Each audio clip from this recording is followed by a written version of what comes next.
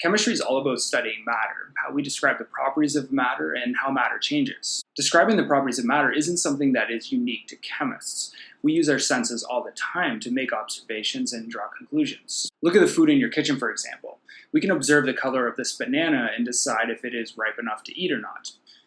We can also use our sense of smell to check if any chemical reactions have happened inside of our milk, making it undrinkable. A property is a quality or characteristic of matter that we can describe with our senses, like color, volume, or smell. So what are we going to learn in this video?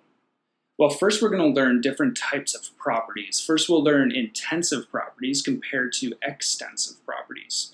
And then we'll learn physical properties and compare them to chemical properties. Then we will learn how to describe the properties of matter when the matter is changing. So like physical changes compared to chemical changes.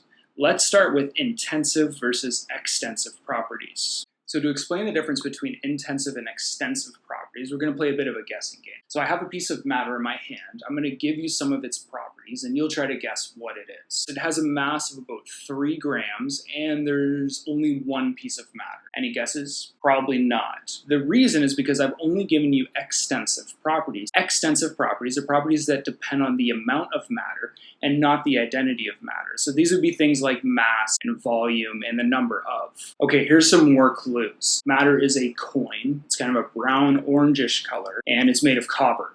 All right, you probably have a pretty good guess. It is a penny. This time I gave you intensive properties. Intensive properties depend on the identity of the matter, like the color, density, and the smell. Another way to classify the properties of matter is we either have physical properties or chemical properties. Physical properties are properties that you can describe about matter without doing anything to change the composition of matter. So like this piece of paper, I can describe some of its physical properties, including its color and its shape and its texture.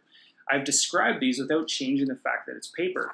I can even tear the paper, it's still just paper. Now, if I wanted to test its chemical properties, on the other hand, I would need to change it into something else. So I can test its flammability by lighting it on fire. Now, if I lit it on fire, I would change the fact that it's paper. It would turn into something else. It would turn from paper into ash, so it would be a chemical property.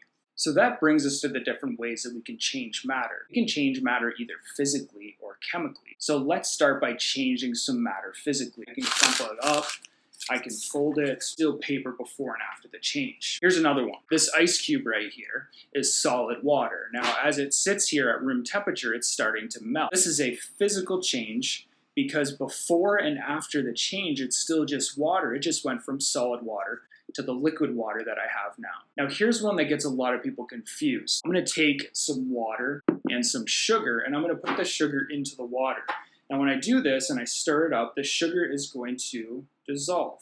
Now dissolving is a physical change. Now as I keep on stirring, we're going to notice that the sugar is going to start to disappear because it is dissolving. I can even taste it and even taste the sugar is still there. It's still just sugar, so dissolving is a physical change. So a chemical change means the matter has become something new. So how do I know a chemical change has occurred? Well, there's some evidences that we are going to look for. Here, I'll show you.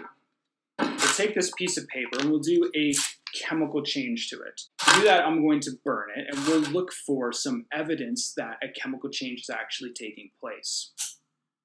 All right, already we could start to see some evidence. You could see heat being produced and light being produced, smell a brand new odor, and it's also changing color. So these are all evidence that a chemical change has occurred. New smell, heat being produced, light being produced, or a color change. All of these evidences don't have to happen at the same time in order for a chemical change to take place. There may only be one or two. There are a couple more evidences of a chemical change for substances that are dissolved in water. First one is the production of bubbles, and this would indicate that there's a gas being produced.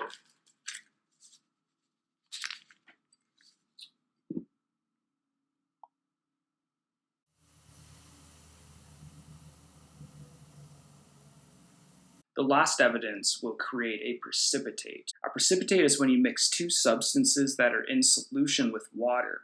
So in other words, they start off clear or see-through, And then a chemical change occurs that produces a new solid substance. So it changes the new substance so it looks cloudy. So here's an example where I have two substances that are both clear. Although this one is colored, you could still see through it.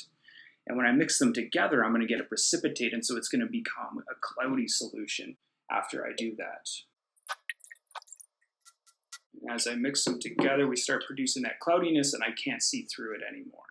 So did you learn everything in this video? Well, if you did, you learned that extensive properties depend on the amount of matter, while intensive properties depend on the identity of matter. You learned that physical properties are properties that we can observe with our senses without changing the matter, while chemical properties involve changing the matter into something else. A physical change is one where the substance is the same type of matter before and after the change, something like melting or freezing. A chemical change is one where the substance changes into a completely new type of matter after the change. There are 6 evidences that we can look for during a chemical change: a new smell, heat, light, color change, bubbles, or a precipitate being formed.